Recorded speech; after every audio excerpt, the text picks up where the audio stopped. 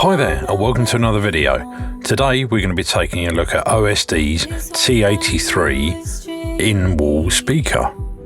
And yes, the first thing you're going to notice is the fact that it's square, so perfect for actually creating a stereo or 5.1, 7.1 environment, all built into the walls, nice and flush and very, very discreet.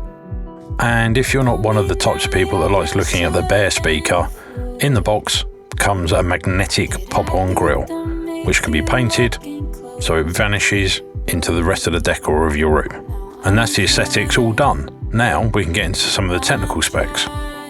The T83 is fitted with a pivoting 1-inch or 25mm ceramic coated aluminium tweeter, which gives it the ability to render frequencies up to 22,000 Hz or 22 kHz. Then we have an 8-inch or 200mm carbon fibre woofer, and this can reach down to 28 Hz. So after it's been installed correctly into a wall, you actually have a very, very capable speaker with a frequency response of 28 to 22 kHz. And then finally on the front of the speaker we have a tilt switch, and this gives you a plus or minus 6 dB tilt on the high frequency.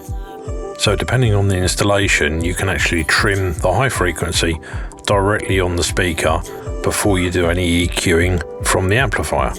Now, how big are these speakers? Well, they're 14.4 inches tall. Oh, hang on a minute, you can't decimalize an imperial number. Right, they're 366mm tall by 264mm wide by 97mm deep. And to make it that much easier for you, there's a cutout template supplied in the box. And then the final set of specs is there are 170 watts power handling with a resistance of 8 ohms and a 91 dB sensitivity.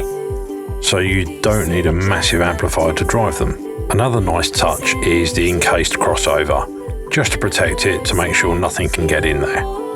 That, and along with the sprung speaker terminals, make it very, very easy for installation. And talking about installation, all of the OSD speakers use a dogleg system which very easily just rotates round and then clamps to the back part of the plasterboard, drywall, depending where you are in the world. And that's really about it. If you've liked the video, please give us a thumbs up, and if you like the channel, please subscribe. It really does make a difference to us. Well, take care everyone, and I look forward to seeing you on the next one. Cheers, bye bye.